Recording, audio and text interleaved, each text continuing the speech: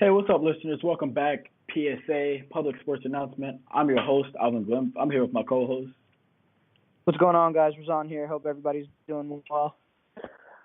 What's going on, everyone? This is Sam. Hey, as y'all know, Public Sports Announcement. You can find us on Go Defy Life and SoundCloud, and soon to be on YouTube. Also on the Go Defy Life website, you guys can find some Go Defy Life memorabilia, shirts, hats, hoodies, pants, crew necks, whatever you need. I know we got it on the site. Unfortunately, there is not any PSA specific memorabilia just yet, but we'll see what we can do to get you guys some clothes.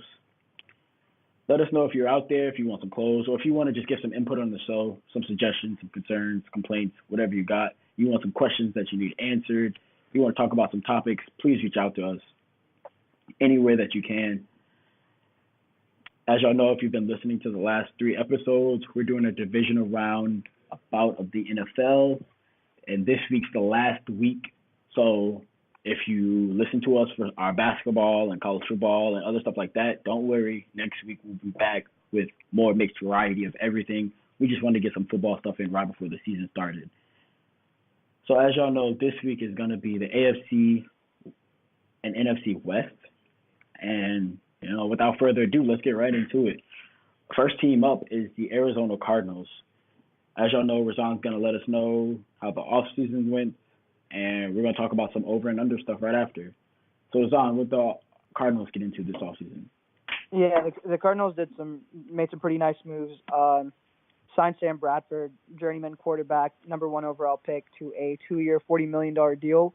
It's pretty incentive-based, but he definitely has some good guarantees in there. They also signed Justin Pugh from the New York Giants. He's an offensive guard, gave him a 5-year, $45 million contract. Also brought in Andre Smith, tackle, from the Carolina Panthers on a 2-year, $8 million contract. So definitely put in some work on their offensive line. Still have Larry Fitzgerald, have David Johnson coming back from injury. They also drafted Josh Rosen in the first round, traded up a couple of picks to get him. So this team's moving in a interesting direction. New head coach, traded away Tyrann Mathieu. So there's a lot going on with this team, but honestly seems like they have a pretty bright future if they can find a replacement for Larry Fitzgerald, which isn't easy, but they need to start finding that receiver is what I feel like. What do you guys think about the Cardinals? Cardinals have always been kind of one of those teams that I've had on my radar. They've had a lot of talent for a lot of years, but they've never really just seemed to put it together. They went to the Super Bowl in 2011, and ever since that, they've had plenty of talent, but just couldn't, put a great team on the field. A lot of injuries have to do with it. Sometimes they don't have a quarterback.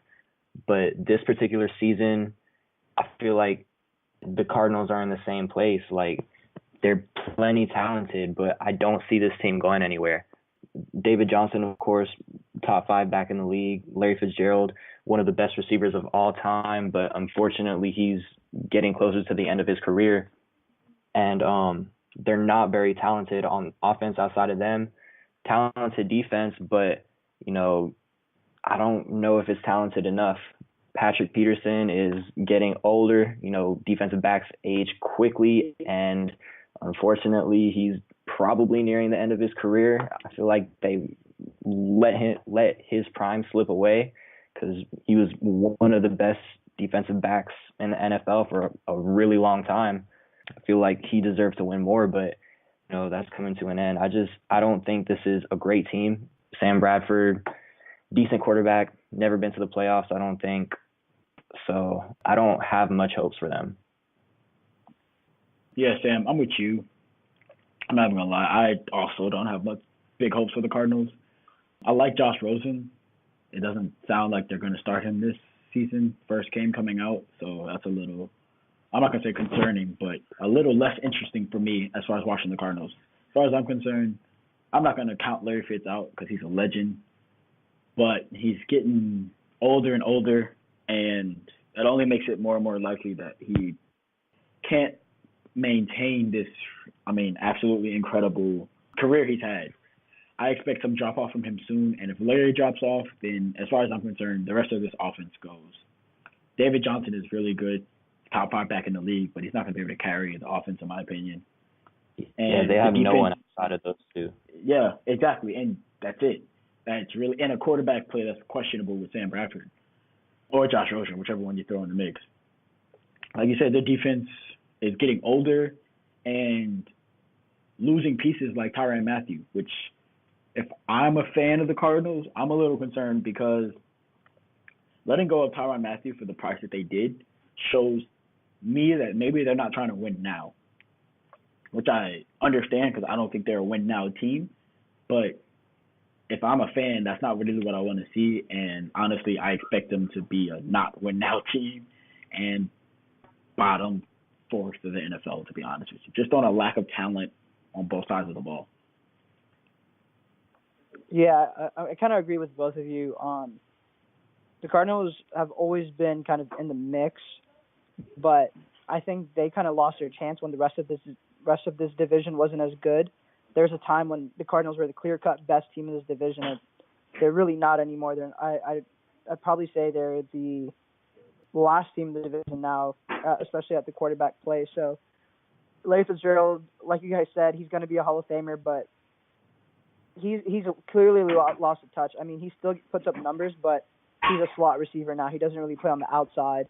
He doesn't go against the best DBs every single week. Not taking anything away from him, but it just kind of shows you that he is regressing. And that's natural. That's going to happen. We don't know how much longer he'll play. Their quarterback situation is interesting. They actually announced today that Sam Bradford is the starter. They released their depth chart. But I do think at some point this season we'll see Josh Rosen as the starter because there's not going to be a lot of success for this team. And they'll probably win 5 to 6 games. And towards the end of the season, we'll see Josh Rosen. But I think we're all in agreement that this team kind of lost their opportunity to go and win. And it was always injuries. Either Carson Palmer getting hurt, David Johnson, who got hurt last year. There was always something going on, I think, that was beyond the control of the players and the coaches. It was just injuries and something happening every year. Yeah, definitely. If you go back 2 years, their defense is probably the most talented in the league. And they have one of the best offenses. Yeah. It's just like they can never put it all together.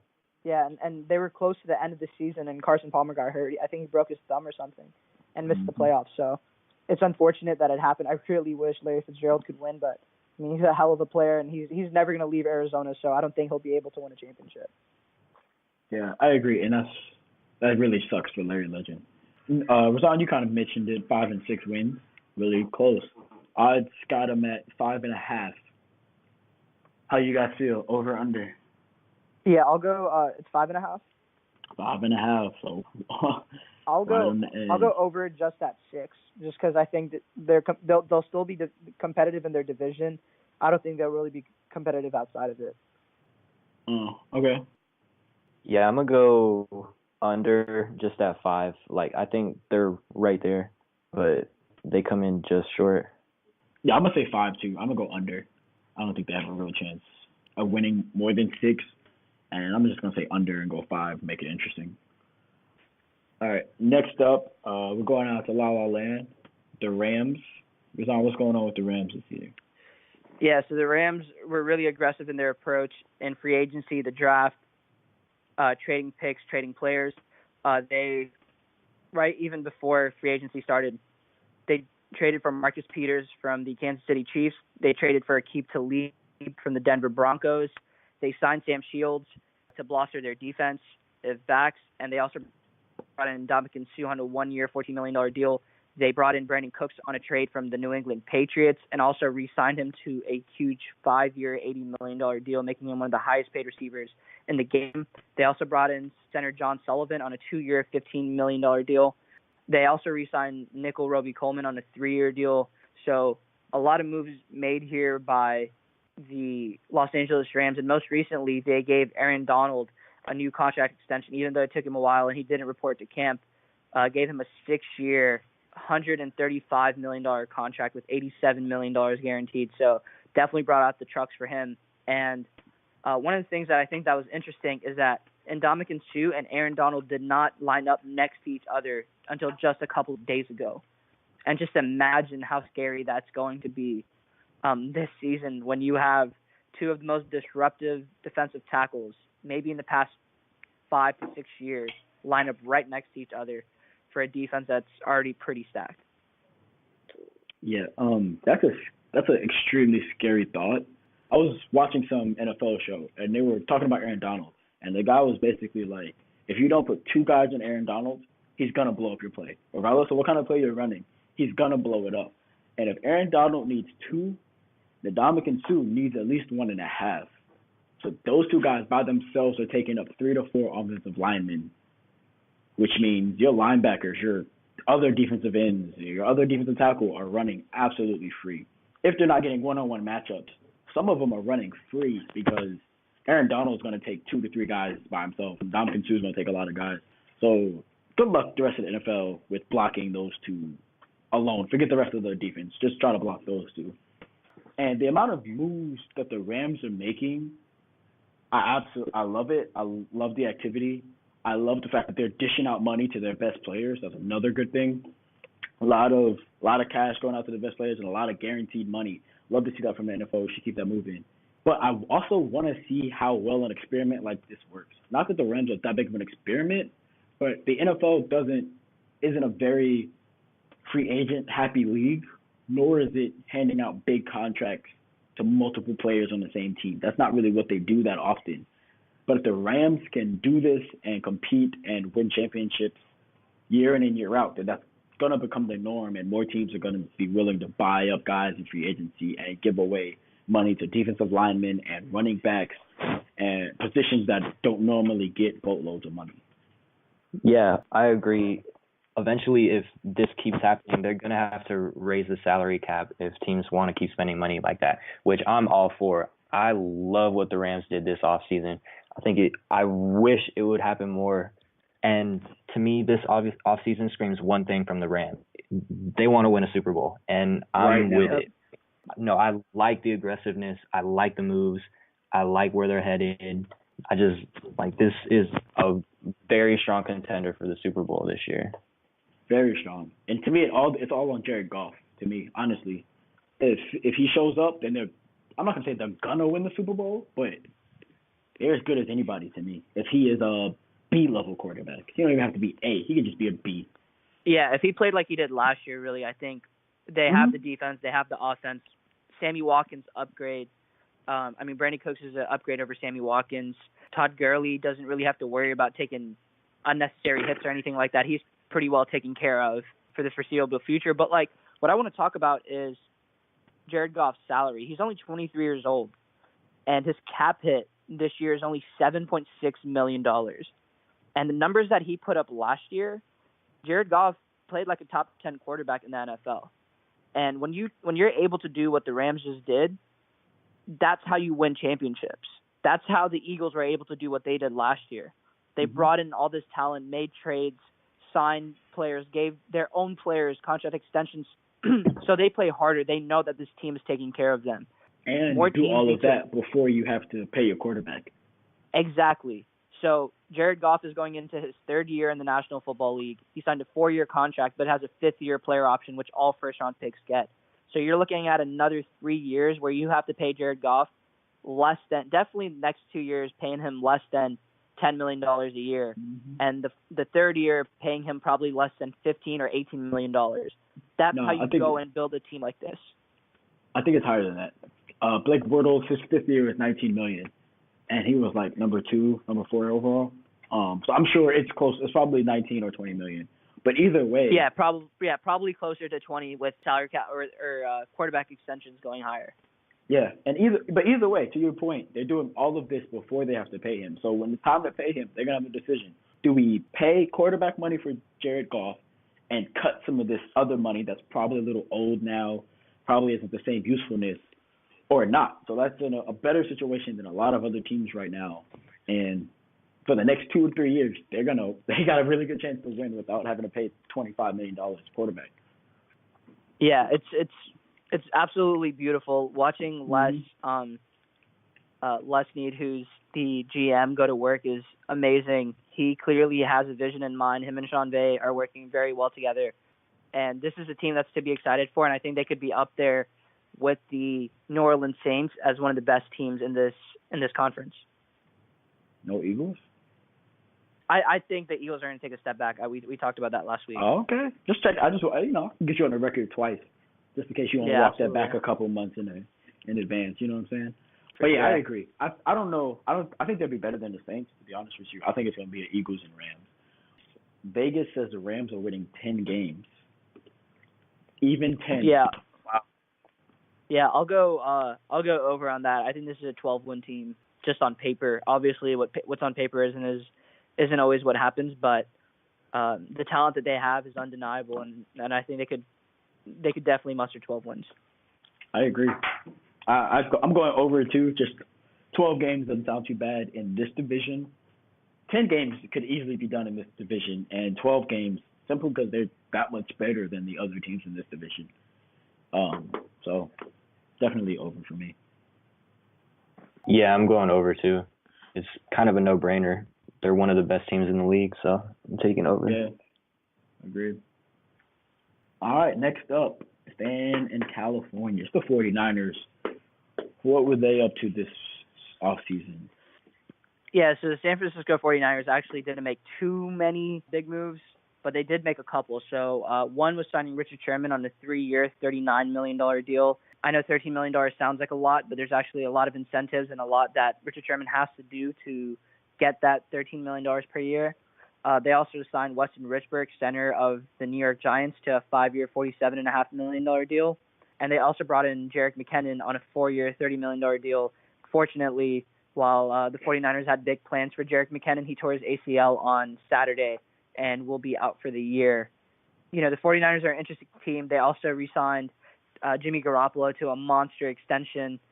He'll be playing for the 49ers for some time to come. What do you guys think about this team? I think they've really lost their touch after going to the Super Bowl. They were never the same after losing. They've had a couple of new coaches, obviously a new quarterback. I think Kyle Shanahan's brilliant. I think he could do a lot. It sucks that he lost Jerick McKinnon so early. What do you guys think about this 49ers team and how far they can go in this pretty tough division? Yeah, I'm interested to see them because they didn't make too many offseason moves, but I feel like they were just getting their stride last year, and giving Kyle Shanahan another year with that offense, just knowing what he did with the Falcons offense in his second year, I want to see what happens with this team. I think this is a good team. I think this is an improving team. We're going to have to see what Jimmy G brings to the table, but this is the best team that they've put together since, I'd probably argue since they lost the Super Bowl or since that dynasty started to decline a little bit. Not a little bit, a lot. But I don't know if they've got the talent on both sides of the ball to really compete. But this is a good football team, and it's going to be Jimmy G. That McKinnon loss only puts more on Jimmy G's shoulders. And so that monster extension, he was behind Tom Brady. He thought he was better than Tom Brady. So we'll see, because Tom Brady gets this team to the playoffs. So we'll see what Jimmy G got. Yeah, I get it. Jimmy G's 7-0. He throws the ball really well. He's a guy who goes on dates with famous porn stars, and he's kind of taking in California for what it is. And when he walks into a room, he really grabs everyone's attention because of who he is and the type of person he is. But I'm not as high on him as some other people are. 7 wins is a lot. Going 7-0 for your first 7 games that you've started is a lot. But there's always these runs that we see people go on, and it's magical and it happens, and then it comes to an end. I'm not saying that they're going to regret signing him to an extension, but I want to see more of him before I can claim him as one of the better quarterbacks in the league. So we'll see what happens. Sitting behind Tom Brady, I think, really helped. Like you said, Alvin, there was reports he thought he was better than Tom Brady. He wanted to compete with Tom Brady. He wanted an opportunity to start, which is one of the reasons why he was traded, because Brady felt like as soon as he starts to decline, Belichick's going to say, next man up. I don't care that you've won me 5 championships. It's next man up, and Jimmy G would have been next man up. And Belichick traded him to a system that really fit his skill set and his abilities, and we'll see what he can do in a full season. I don't want to talk about how good he is until the next season is over, so people can start talking about his contract and who he is and things like that. Yeah, I kind of disagree. I'm real big on Jimmy G. I think he deserved the money he got, especially because, multiple other quarterbacks have gotten that money since then. So looking back, his contract isn't as big as it was at the time. But to me, it's more about the team. Like, the team around him just isn't talented enough to compete deep into the playoffs. Mm-hmm. And that's my problem with the 49ers. Not Jimmy G at all, because I think he's going to have a great year this year. He's going to fit in with that offense nicely, but just the team around him isn't deep enough to go deep into the playoffs. I get what you're saying with this contract, but playing only 7 games and given a 5-year, $137 million contract, I mean, I get it. He's talented, and that's the price of a quarterback, but I wouldn't go as far as saying other quarterbacks have gotten that. I mean, you're looking at MVPs of the NFL who've served past him and are well-deserved of getting that money. Like I said, he just has to prove it. I'm not doubting him. I'm just saying there's a lot on his shoulders, I think, and this is the year when he has to go prove it, and all the lights and the eyes are going to be on him because of the contract and because of where he plays. And a lot of people, like you said, in Kyle Shanahan's system, if he has a down year, then people are really going to start questioning him, and we'll see how he deals with adversity, already losing his running back for the season. Yeah, and I agree with both of you guys in a sense. I don't think the 49ers will regret giving Jimmy G this contract. I do think it was a little early, a little premature, but that was a circumstantial thing. Like, if you're the Niners, you can't really control that, and you've got to pull the trigger on something that looks like gold, or it could be trash. So you got to pull the trigger quick. You got to pull the trigger quick and hope for the best. I'm not going to say Jimmy G is like an all-pro, but I do think he's a Kirk Cousins quality quarterback. If he's Kirk Cousins or better, then this contract's not that bad. They're not going to compete because the rest of this team and the 49ers aren't going to be mad if they gave the money to Jimmy G instead of anybody else, because nobody else really deserved it more than Jimmy G. And it's not going to – I don't think it's Jimmy G's fault. I think the rest of the team is not that good. So we'll see. In 3 years, if they can turn this team around into an actual team, then we'll see what Jimmy G is about, and we'll see if this contract is truly worth it. But until they give him a good team, then it's really hard to tell. Yeah, they're really paying him not on what he's accomplished, because it's not a lot. They're paying him on what he could potentially do. So that's what the $27.5 million a year is about. And to me, like, once you find a quarterback with that potential, you have to pull the trigger in the NFL because you don't know when you'll find another one. Exactly. Let me ask you this: do you think the Patriots are going to end up regretting the decision of trading him? Without a doubt. Okay. Like, they should. I agree. And just on the fact that Jimmy G's better than what they have now, regardless of if he's an all-pro or just kind of average, he's much better than what they have now and much younger than what they have now. So Bill Belichick was right on that one. They should have kept him.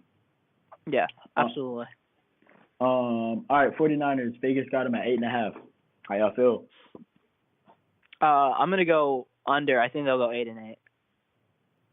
I'm gonna go over. I think they got 9 wins. Okay. Yeah, I'm gonna go under and say 8-8. This is average at best to me. So 8-8. But if this team pulls out and wins like 11 games or something, I wouldn't be that surprised. Me neither. Me neither. So. Me neither. And if they lose 11 games, I wouldn't be that surprised either. Like, they're just kind of the middle tier team that you don't really know what's going to happen. And 8-8, I think, is a pretty successful season for them. Yeah, for sure. You never really know. Especially with Jimmy G and a lot of these other question marks, this could be really ugly or really cool, or it could just be an average year. All right, on to one of the other teams, another team that's kind of on a decline and not really know where they're headed this year or the year after that. Seattle Seahawks. What moves, if any, did they make this year? Yeah, I think their moves are more important of what they lost than what they gained. Richard Sherman obviously left to go play an in-division rival. Cam Chancellor also retired, and I know you guys can't see me, but I'm putting air quotes on it because he's on medical leave. The reason he didn't retire is because he would lose the guaranteed money of his contract, so he basically isn't fit to play and hasn't officially retired yet, but I think he will next year when he's gotten the money from his contract for this year. So kind of smart move by him. One of the best moves I think they made was bringing in Sebastian Janikowski, one of the best kickers of all time, because their kicker, Blair Walsh, has missed some pretty important kicks. And this is a team that's kind of always in it, no matter, I think, who's in the game. Kim Chancellor hasn't really been healthy. Earl Thomas hasn't been healthy, but they've still been competing because who they have at quarterback. And in my opinion, a top 3 quarterback in the NFL. So not a lot of big moves here. They brought in Ed Dickinson on a 3-year, $10.7 million deal, brought in Barkevius Mingo, edge rusher, who has really disappointed his career, on a 2-year, $6.8 million deal, brought in DJ Fluker, offensive guard from the New York Giants, also another very high pick who just didn't work out on a 1-year, $1.5 million contract. So with all the losses they've had, they still have a good quarterback. What do you guys think this team does? I'm not a believer in the Seahawks.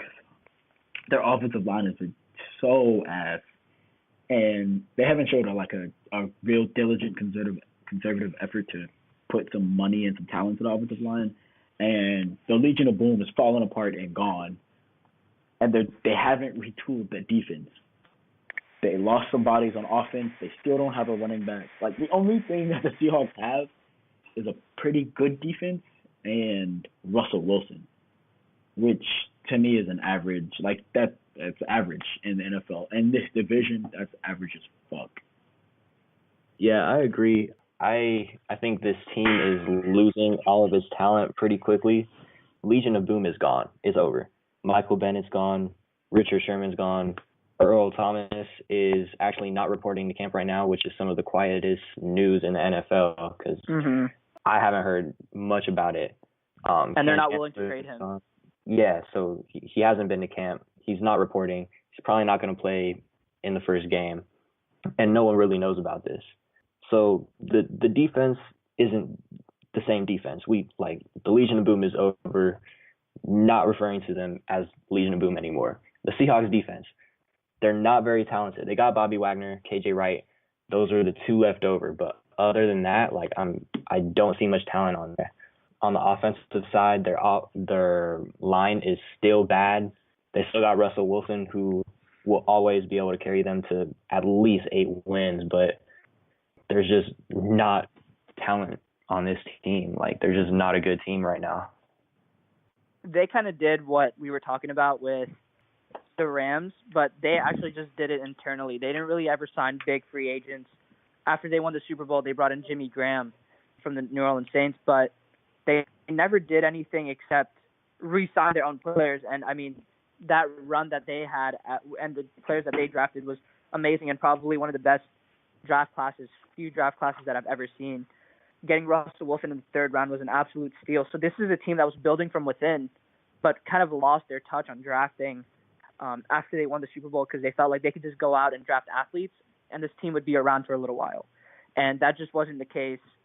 Like you said, we shouldn't call them the Legion of Boom anymore. There's only one player left from the Legion of Boom, and he's not reporting to camp. So this team's direction isn't really known. We don't know what they're going to do or how they're going to play, but I have enough confidence in Russell Wilson, like you said, Sam, to win 8 games. And he's one of the best quarterbacks in the league.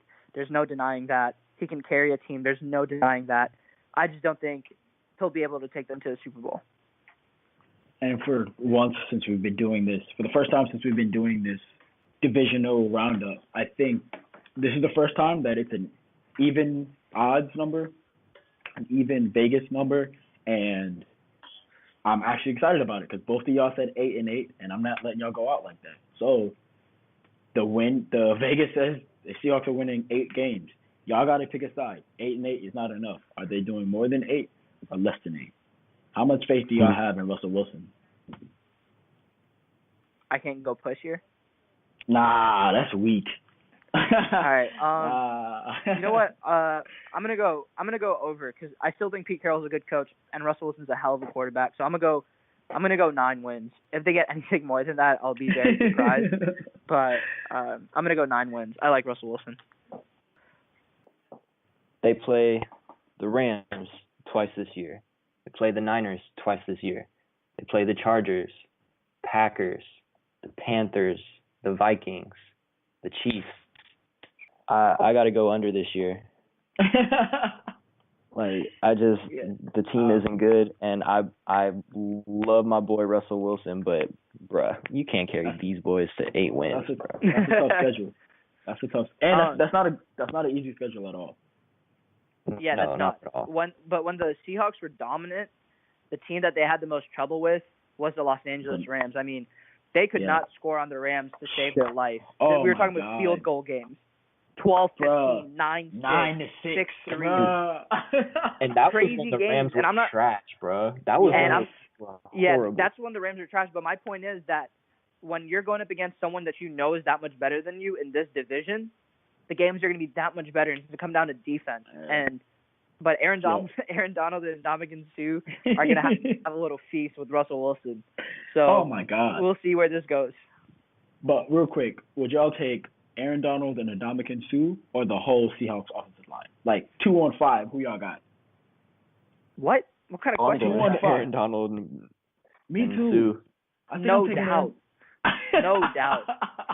No doubt. Yeah, there's no way those 5 guys could block those 2 beasts. There's no way. Russell Wilson will still be running for his life.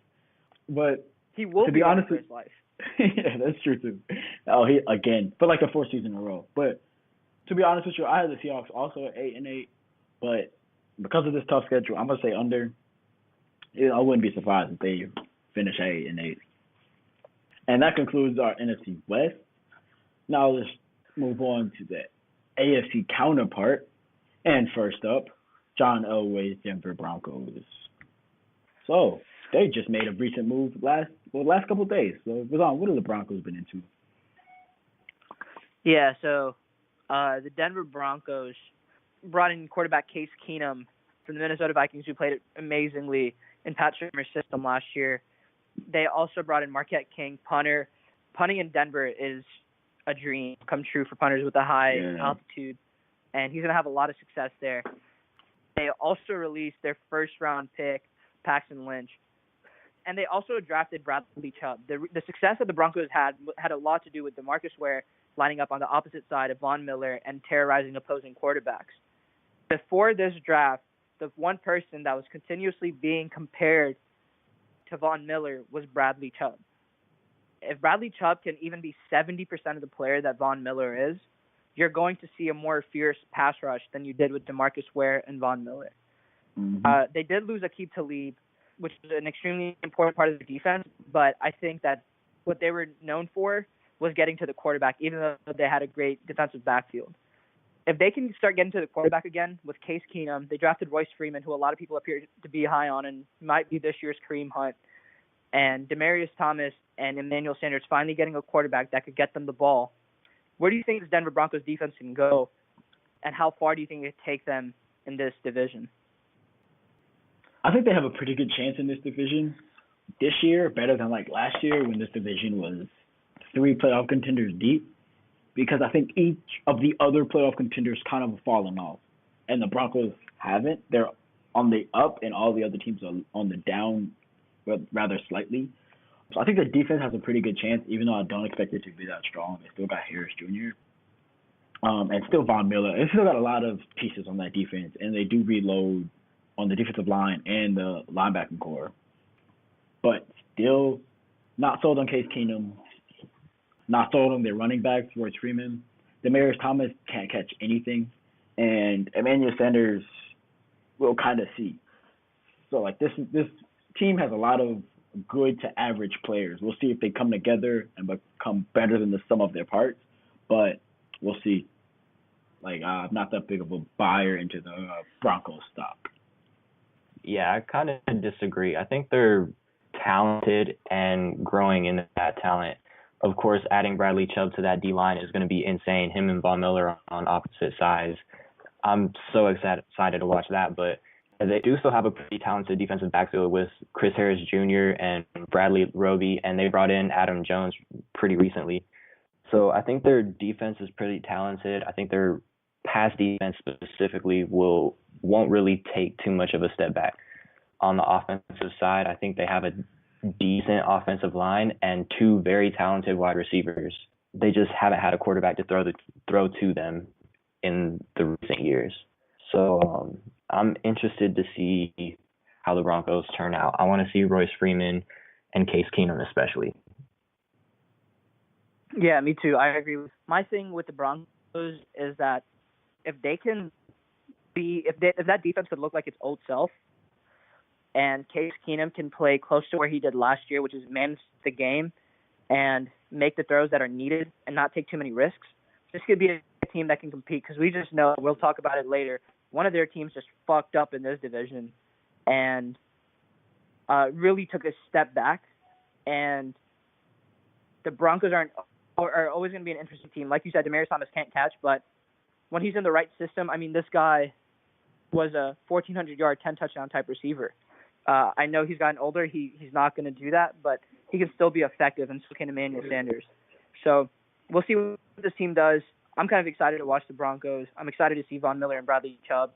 I think that's going to be amazing to see. Let's get to the over and unders. Yeah, let's do it. 7. This one's a little less generous. Yeah, I'm going to go over. I think they could win 9 to 10 games. Cool. Wow. Oh, 10 is pushing it. I said 9 to 10. I said 9 to 10. Yeah, 9, and then you added the 10. That's like, that's 10 to 6. I thought 8. I thought 9 was kind of high, to be honest with you. I like the Broncos. I really like what the Broncos are doing. I think they could be a pretty good team. I would say push, but if I have to pick one, I'll go over. I think they win 8. Yeah, I'm with you. I was thinking push right off the bat, but 8 sounds reasonable. If they win more than 9 games, then damn, something's going on with this division. Right.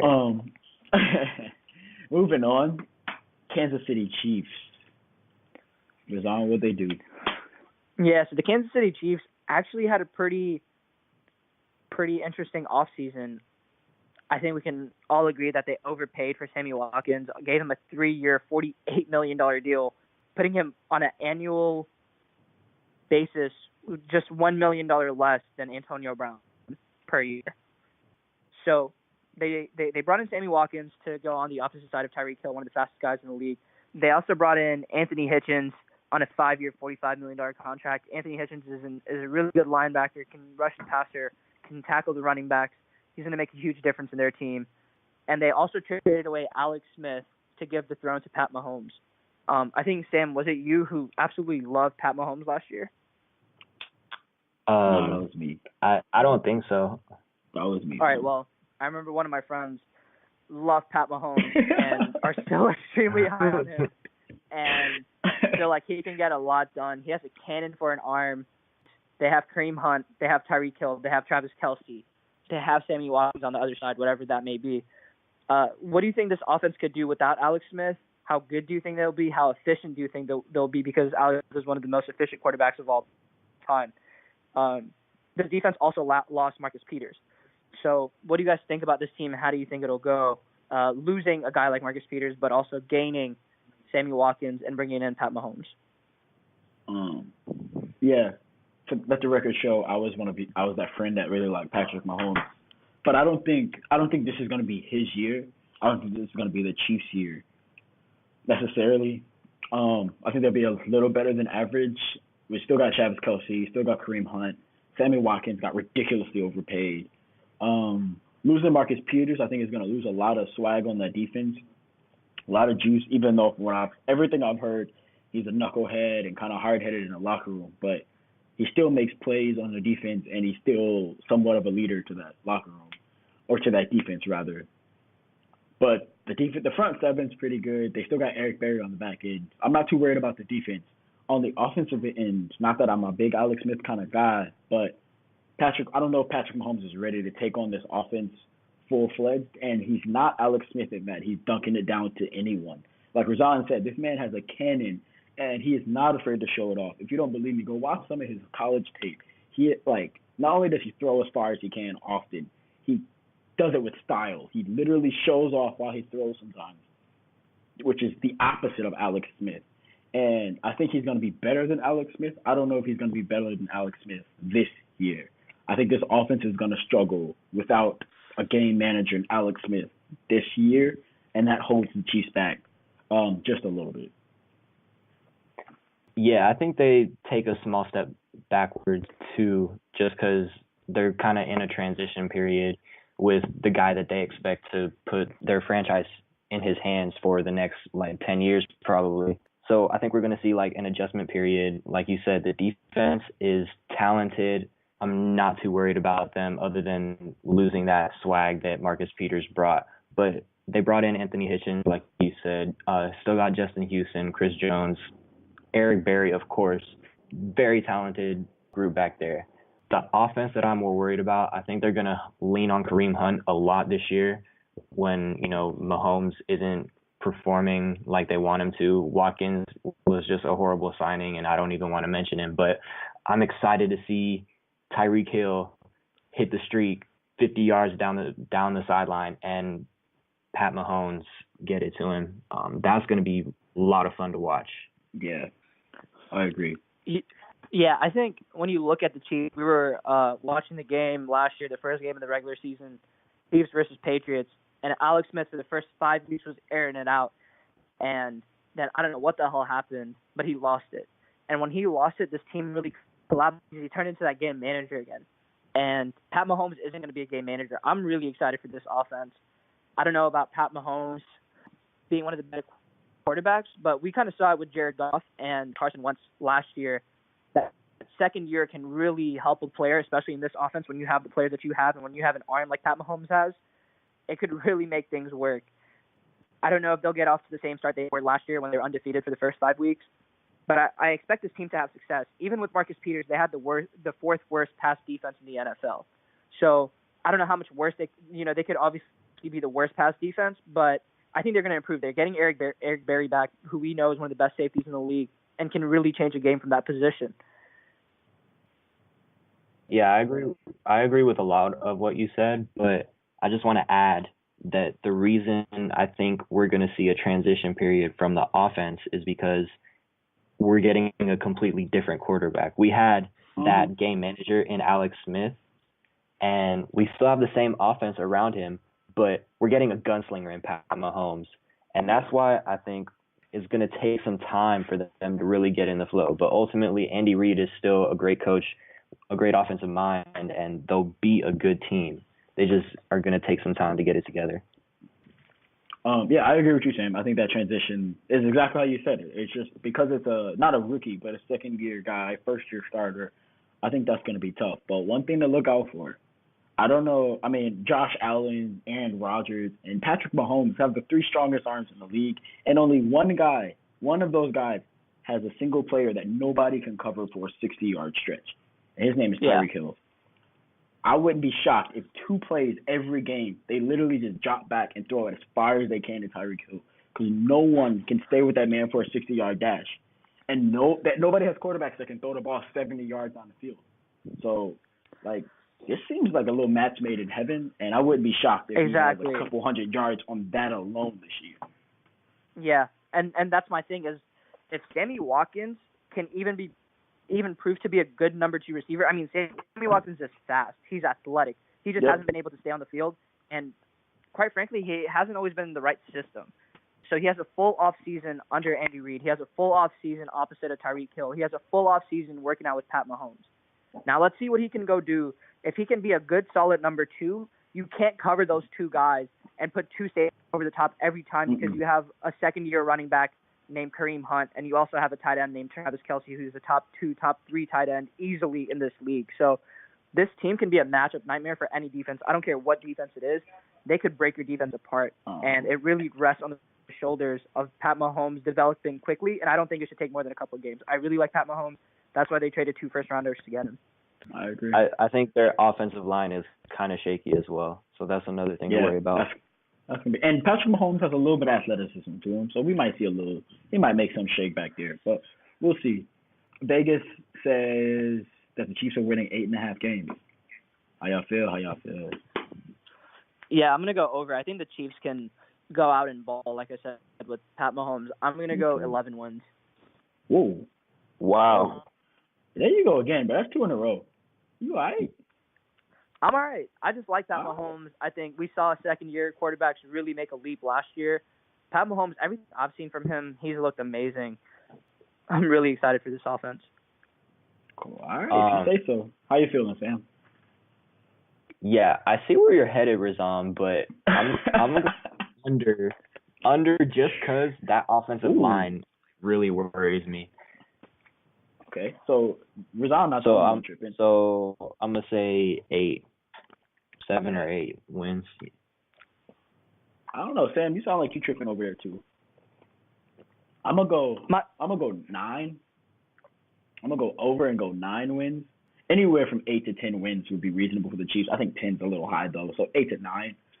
And we'll just see. And it's all gonna be on Patrick Mahomes, to be honest with you. If he comes out like balling, then they can easily win 11, 12, maybe even 13 games. Yeah, my number's they solely got the based firepower. on Pat Mahomes taking the step quickly, which I think he can. Andy Reid's quarterbacks have always played well. I don't expect Pat Mahomes to start declining out of nowhere or being the quarterback that we know he can be. And their offensive line has always been shaky. I think if Alex Smith can play well with that offensive line, I think Pat Mahomes should definitely be able to control it. Yeah, we're gonna see. All right, and now we're going to the future Las Vegas Raiders. Oh, that's gonna get annoying. But let's go out to Oakland. Let's see what's been going on with the Raiders this past offseason. Raiders, what the hell are y'all doing? Good question. Let's start right there. Let's start right there. Let's not even talk about their offseason moves because who cares? Compared, who cares? Let's talk about Khalil Mack. Let's talk about y'all done shit the bed out here. NFL Defensive Player of the Year. A guy with 40 and a half sacks over the past 4 seasons. A guy who you drafted number 4 overall. Yep. And then gave John Gruden a 10-year, $100 million contract to come be the coach of this team, the Las Vegas Raiders. And you just let one of the best players, top 4 players in the NFL walk away from you for money that you've given already out to your quarterback. Not one of the most important positions in the team.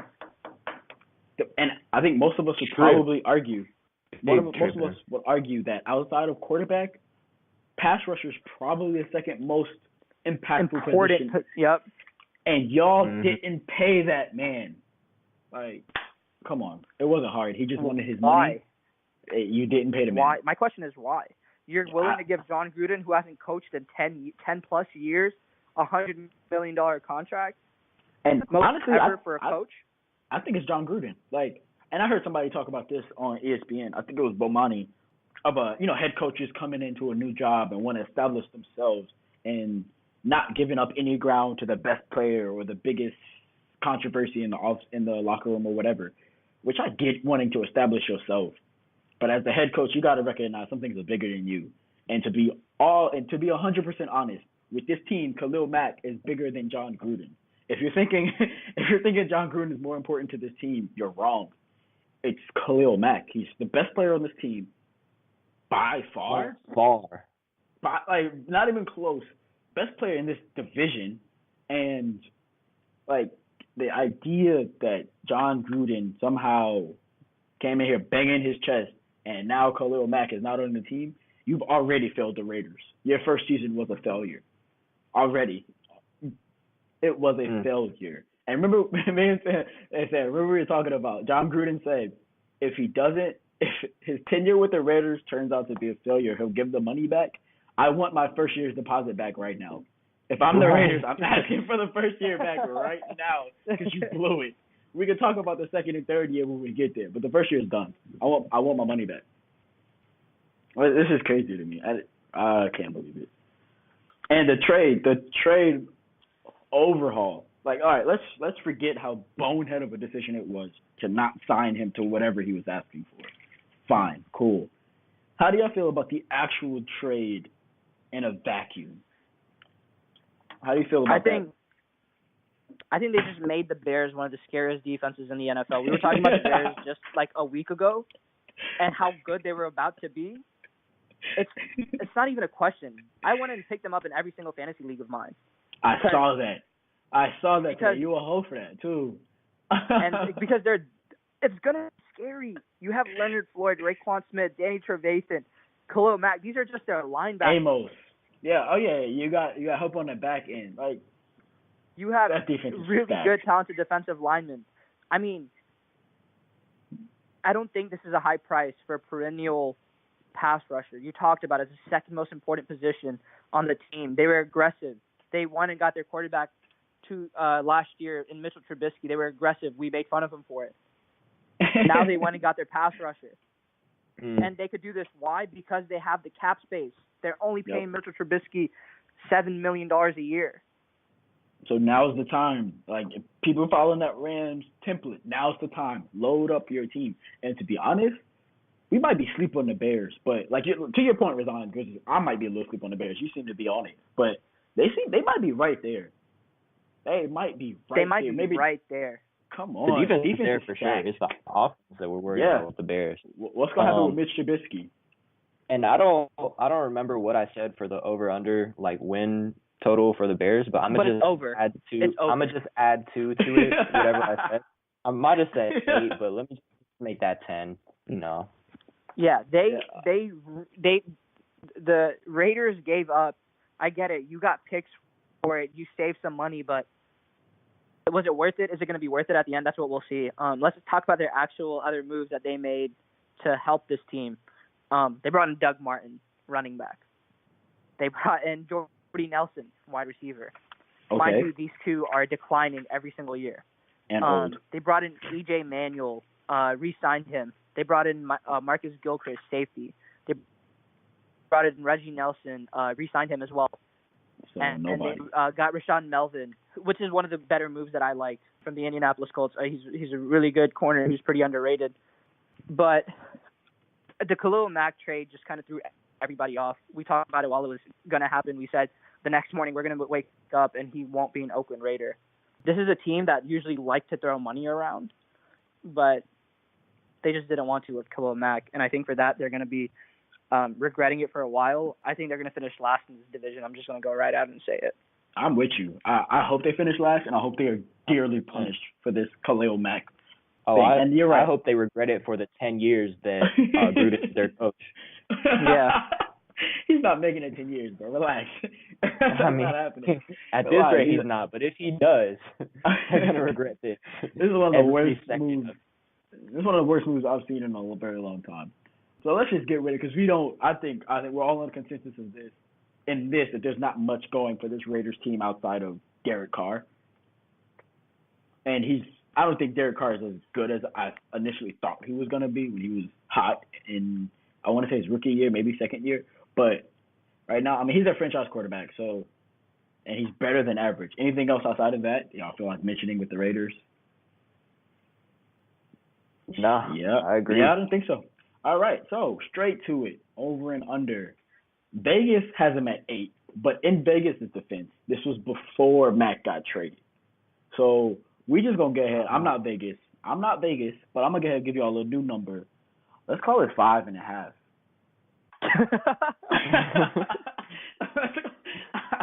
All right, let's go. No, we'll call it 6.5. Straight up, real talk, we'll go 6.5. So I think Khalil Mack's worth a 1.5. Yeah. Yeah, I say under. I was going to say under at 5.5. I think Me too. Me too. 5 at best. I'm thinking more like 3 or 4. Yeah, and I'm not gonna lie. I don't even want to see the Raiders that bad. Like, I kind of hate seeing NFL teams being that bad. But this one, I hope the Raiders are easily 3-13 and cannot sack the quarterback to save their life. I really do.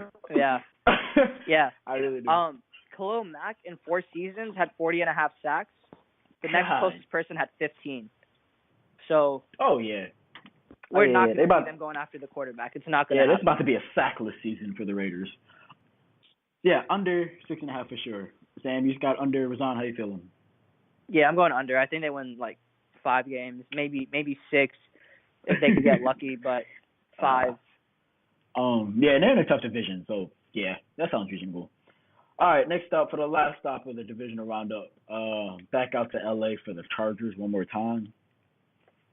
Anything big happened in this offseason, Reezaan? Yeah, some interesting moves. So they signed Mike Pouncey from the Miami Dolphins on a 2-year, $15 million deal. This offensive line was an issue, and their center position was a really big issue. So they really got one of the best centers in the league, brother of Marquise Pouncey from the Pittsburgh Steelers, to come over and bolster their offensive line right away. So they also didn't re-sign Antonio Gates until recently because of an injury to Hunter Henry, who was looking like one of the best tight ends in the league. It really sucked that injury happened so quickly for them, but this is something that's going to be important for their season as they go forward because Phillip Rivers loves his tight ends. So nothing really big outside of that. They're in a tough division, but they have a solid defensive line. They have good corners, pretty talented linebackers, really all-around good offense. So where do you think this team can go? I think we've been talking about Phillip Rivers having a good all-around team since he came into the league. But do you think he'll be able to take the next step this year? Because his time is winding down. The Chargers are interesting because I think their offense is pretty talented. They have a great wide receiver group. Melvin Gordon is a great running back, and Phillip Rivers has been a top-end quarterback for the past 10 years probably. Their defense is really good as well. They have Joey Bosa, who's one of the best defensive ends in the league. Also, Melvin Ingram, another one of the best defensive ends in the league. Casey Hayward. So I think they have talent up and down this roster. It's just putting it together that worries me. So, yeah, I don't think they improved at all outside of signing Mike Pouncey, which is a great pickup. But I don't see this team doing much better than they did last year.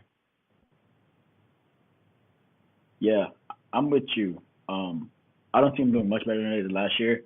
And, in fact, I see them on a little bit of a decline because I think Phillip Rivers getting another year older isn't good for this team. But also, and for all the PSA listeners out there, if you hear me call him Bolo Phil, because Phil Rivers wore the Bolo ties a couple years back. He's kind of known for wearing Bolo ties, and he's one of my favorite quarterbacks. So Bolo Phil falling off this year, I think, is very likely. Like you said, Reezaan, he's got good teams every year, and he seems to underperform. And I think this is going to be one of those years. But I think the team around him is better. I just don't think he still has it in him. I think he falls off just a little bit. But I like some of the other players on that team. Keenan Allen, I love, one of my favorite young receivers. He's a hooper. Like you said, Joey Bosa is a game changer on defensive end. Want to talk about next pass rushers to get paid? Joey Bosa is about to get ridiculous money. Melvin Gordon's good too. Like they have talent around them. It's just a tough division with the aging quarterback. You never really know, and I don't really see them getting past the Chiefs, who I have winning this division. But shout out to Bolo Phil though. I think he's gonna have a really good year. He's carried me in fantasy a couple years in a row now. So shout out to him. Didn't you get last place last year? Didn't you win like the least amount of games in our league? But he still carried me nonetheless. So I don't even know why you're trying me right now. You know he carried me every single year. You're saying carried you like you're out here. Carried me like he was without a doubt, he was my backup quarterback, maybe my starter, depending on who my starter had that week, and he was eating. Yeah, you're trash. He was eating. So I don't know. My thing with Bolo Phil is that he's always had good teams, and he's never really been able to get to the next level. He came into the league with LaDainian Tomlinson, Vincent Jackson, Antonio Gates on his offense, and he's probably going to leave with Keenan Allen, Hunter Henry, and Melvin Gordon.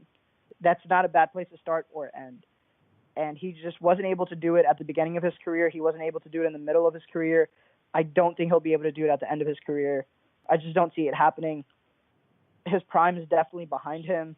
It's hard to be in your prime when, you're 36, 37 years old. And, I always have a soft spot for Phillip Rivers because he was actually drafted by the Giants. But this team is ultra talented. But I think they need to start looking for their future quarterback, just like I think the Giants, the Steelers, the Saints, the Patriots need to start looking for theirs. It's time for Los Angeles Chargers to do the same. I still think that this will be a competitive team. I just don't think they'll have Super Bowl in their future. Yeah, I agree. Me either. Yeah, Super Bowl definitely not. But Vegas got him at 9.5. How y'all feel about 9.5? I think it's a little high, to be honest. Yeah, I'm gonna go under. I'm gonna go right at 9. Yeah, I'm gonna go under as well. I think 9. Wow. Okay. I'm gonna go under at 9 too, actually. But Vegas had them as the division winner. That means anything to y'all. Wow, that's kind of crazy.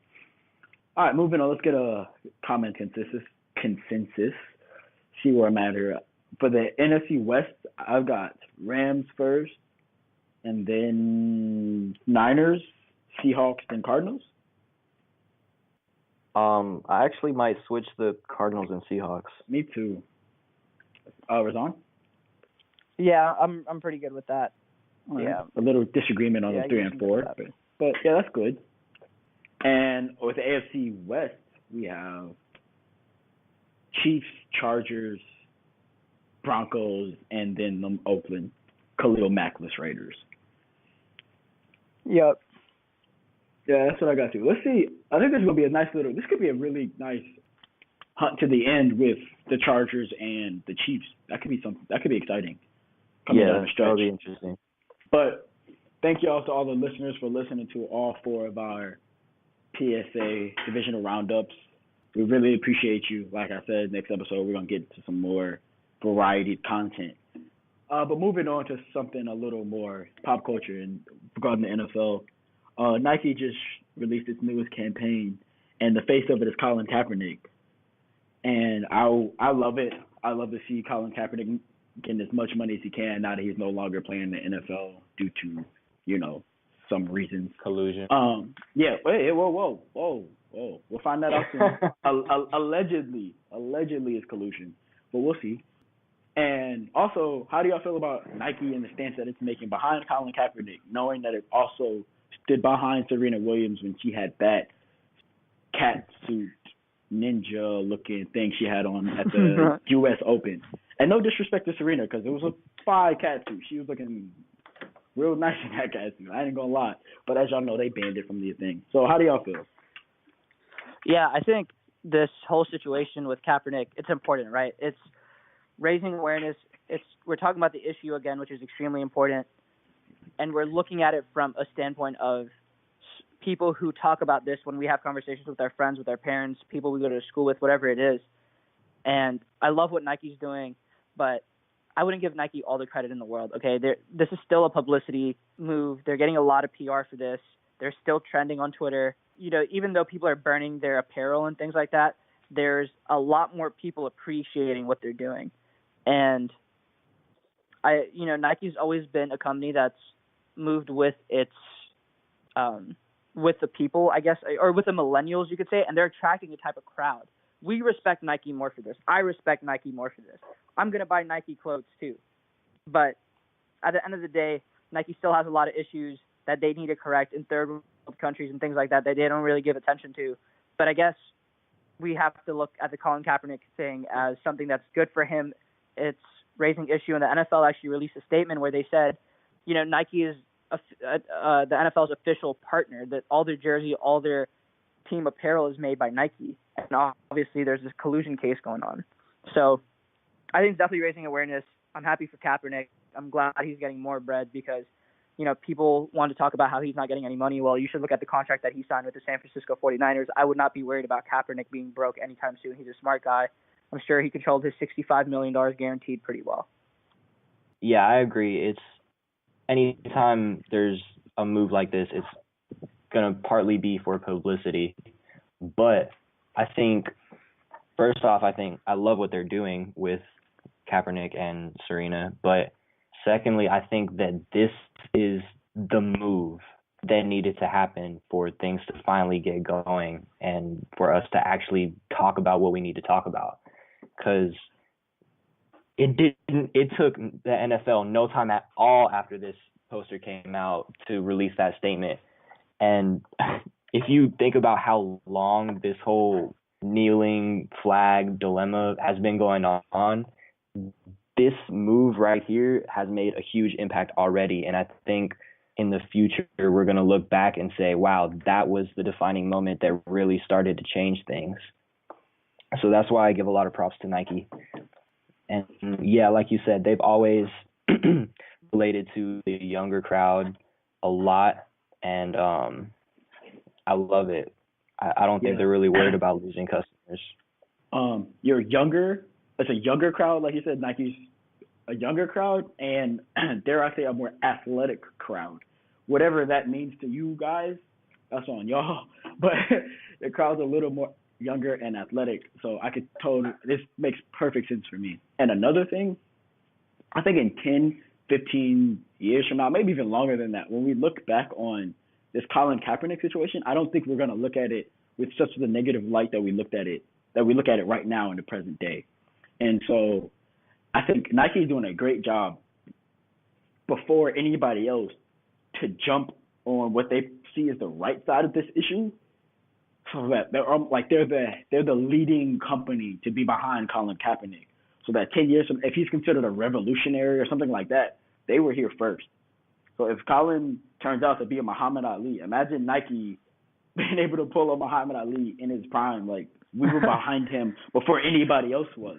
I think that's a major statement for themselves. Yeah, and I'm not saying that they're doing it just for that reason, because I also think in my heart, I hope that they're also doing it to further some of Colin Kaepernick's issues and remove the conversation away from what it has been in the last couple of years in the protest and about military members and about a whole bunch of other shit that really has nothing to do with what Colin Kaepernick is talking about. So I think shout out to Nike for doing this. For whatever reason they did, it doesn't really matter to me. I am glad that they are doing their part to move the conversation. And hopefully the NFL follows suit and does the same. Yeah, and they did it almost exactly a week before the first Sunday of football. I mean, we're going to be talking about this for the rest of the week. Yep. Brilliant strategy. Yeah, brilliant strategy. Brilliant marketing strategy. And now the pressure's on the NFL even further, because they already said they're not going to have a rule change by the first week. So who knows when their rule change, if they have a rule change, or how will they handle the situation. Who knows when that comes. But shout out to Nike for putting their foot on their neck so that the NFL should make some decisions rather soon. Thank you all for listening in on another episode of Public Sports Announcement. PSA, we are your guys. Anything sports related, we got you. If you guys have any questions, comments, or concerns, please reach out to us anytime, any way you can. Phone, Twitter, Go Defy Life, do whatever you can. You can listen to us on SoundCloud and Go Defy Life. Like I said earlier in the show, go get you some Go Defy Life shirts. They're really dope. I actually have one on right now. And yeah, thank y'all for listening. We appreciate the love. Enjoy your Thursday night football. Enjoy the game. Enjoy fantasy football. Having football on every single Sunday is a freaking blessing. All right, y'all take care. Yep. All right.